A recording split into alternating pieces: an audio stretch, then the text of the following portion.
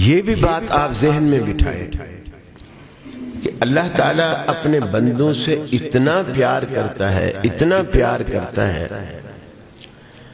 کہ رسول اکرم صلی اللہ علیہ وسلم نے فرمایا کہ قیامت کے دن اللہ ایک شخص کو بلائے گا،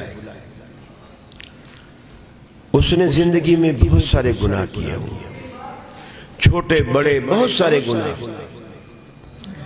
اللہ تعالیٰ فرشتوں سے کہے گا ابھی یہ آ رہا ہے، اس کے آنے سے پہلے اس کے جو بڑے بڑے گناہ ہیں سارے چھپا دو، سارے چھپا دو۔ اب وہ چھوٹے چھوٹے گناہ اس کے سامنے لائے جا رہے ہیں۔ اب اس کے دل کی دو طرح کی کیفیت، وہ دل میں فرمایا خوش بھی ہوگا، خوش اس لحاظ سے ہوگا کہ چلو اچھا ہوا میرے بڑے گناہوں کا پتہ ہی نہیں چلا، یہاں تو سارے چھوٹے گناہ، بڑے گناہوں کا تو پتہ ہی نہیں چلا۔ اور ڈر اس لیے رہا ہوگا کہ یار یہاں تو چھوٹے چھوٹے گناہ جو میں نے بالکل تنہائی میں جن کو میں معمولی سمجھتا تھا وہ بھی لکھے ہوئے ہیں، تو پتہ نہیں اب جب بڑوں کا حساب ہوگا کیا بنے گا، یہ بھی ڈر رہا ہوگا۔ رسول اکرم صلی اللہ علیہ وسلم فرماتے ہیں جب اللہ تعالیٰ اس کے چھوٹے گناہوں کا حساب کر لے گا، بڑے گناہوں کا بھی کوئی تذکرہ نہیں کیا، تو اللہ فرشتوں سے کہے گا کہ اس بندے کے جتنے بھی چھوٹے چھوٹے گناہ ہیں ان سب کو نیکیوں میں تبدیل کر دو، نیکیوں میں بدل۔ اللہ کے رسول فرماتے ہیں جیسے وہ شخص یہ سنے گا کہ اس کے چھوٹے گناہوں کو نیکیوں میں تبدیل کر دو، فوراً بول پڑے گا اللہ میرے تو بہت سارے بڑے گناہ بھی تھے، وہ تو تیرے فرشتوں نے پیش ہی نہیں کیے۔ اب جب دیکھا نا کہ کھوٹے سکے کھرے ہو رہے ہیں تو خود منہ سے بول پڑا کہ میں بہت سارے بڑے بڑے گناہ بھی میں نے کیے، ابھی تک ان میں سے ایک بھی نہیں آئے۔ اللہ کے رسول صلی اللہ علیہ وسلم فرماتے ہیں اللہ تعالیٰ اس کی اس بات پر مسکرا دے گا۔ اللہ اپنے بندوں سے بہت پیار کرتا ہے۔ بعض لوگوں سے اللہ اس طرح حساب لے گا، کچھ تو آئیں گے نا جیسے قرآن مجید میں آتا ہے یوم یاتی یوم القیامت فردا، ہر بندہ اکیلا اکیلا، کوئی وکیل نہیں، کوئی باپ نہیں، کوئی ماں نہیں، کوئی ساتھ بہن بھائی دوست کچھ بھی نہیں، ہر بندہ اکیلا ہے۔ اب اللہ کی عدالت ہو، اکیلا وہ اللہ کی جناب میں پیش ہو، کس قدر خوف بھی ہوگا۔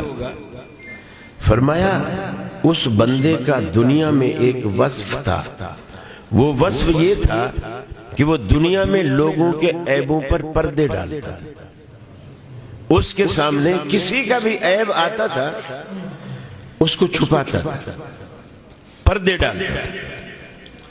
جیسا حدیث میں آتا ہے من ستر مسلما ستر اللہ لہ یوم القیامہ، جو بندہ دنیا میں کسی مسلمانوں کے عیبوں پر پردہ ڈالتا ہے اللہ تعالیٰ قیامت والے دن اس کے عیبوں پر پردہ ڈالے گا۔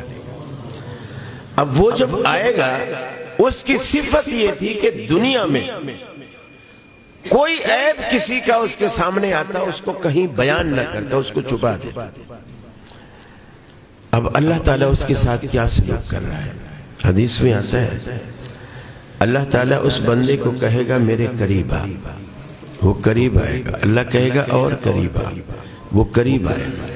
حدیث میں آتا ہے اللہ تعالیٰ اپنی خاص رحمت کی چادر اس پر ڈال کر اسے ڈھانپ لے گا تاکہ دنیا والوں سے چھپ جائے کہ میں اس سے کیا بات کر رہا ہوں، یہ مجھ سے کیا بات کر رہا ہے، بالکل خفیہ طریقے سے۔ جیسے آج کل ایجنسیاں بعض پرس کرتی ہیں، پتہ ہی نہیں چلتا بندہ گیا کہاں ہے، کیوں اٹھایا ہے یہ بھی پتہ نہیں چلتا۔ اللہ تعالیٰ اس پر چادر ڈالے گا، اور حدیث میں یہ بھی آتا ہے جیسے کوئی سرگوشی کرتا ہے اللہ تعالیٰ اس سے سرگوشی کرے گا۔ سرگوشی کہتے ہیں گوشت فارسی کا لفظ ہے، سر بھی فارسی کا لفظ ہے۔ سر گوش کہتے ہیں کان کو، سر جب کان کے ساتھ مل جائے اسے سرگوشی کہتے ہیں۔ جب رازداری سے کوئی بندہ کسی سے بات کرتا ہے تو وہ اپنا منہ اپنا سر اس کے کان کے قریب کرتا ہے اور آہستہ آہستہ آہستہ بولتا ہے۔ اللہ تعالیٰ اس سے ایسے سرگوشی کر کے اس سے پوچھے گا، صرف اس لیے کہ دنیا میں اس کی بدنامی نہ، جو لوگ اس کے یار دوست احباب یہاں موجود ہیں ان کے سامنے اس کا بھرم رہے۔ اب یہ اللہ کا اپنے بندوں کے ساتھ پیار ہے۔